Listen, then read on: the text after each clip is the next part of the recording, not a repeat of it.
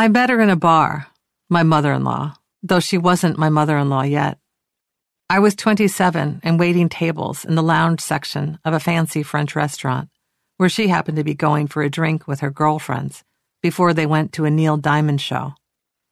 My boyfriend, Brian, had told me to expect her, so I spent the first hour of my shift feeling terribly expectant, my heart lurching with anxiety and anticipation every time another customer walked in. That I had not met her by then had been a source of some tension between Brian and me. We'd been madly in love for 8 months.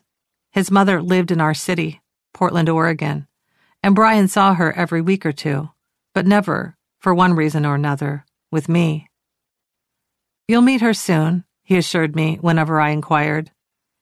As months passed and I grew bewildered and hurt by his inaction, he begged me not to take it personally. I was misinterpreting the situation, he said. "It's only that I don't want to scare you off," he half joked. I'd heard enough stories about Joan to know that we had some things in common. She'd worked in bars too, waiting tables and bartending in long-gone Portland places that had legendary names.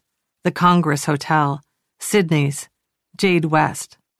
As I zipped around the bar that night with trays of impossibly full cocktails and warm plates of steak frites or croque monsieur stacked along the lengths of my forearms, I felt a tiny swell of pride in my work, though it was just a job that paid the bills while I tried to write my first novel.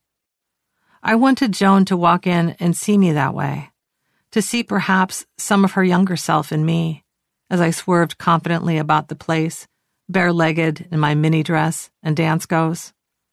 I hoped she might view me from afar and think I was the kind of woman she'd want her son, her only child, to marry, though I wouldn't have yet said I wanted to marry him. I wanted her to behold me and to like what she saw. But as it happened, I beheld her first.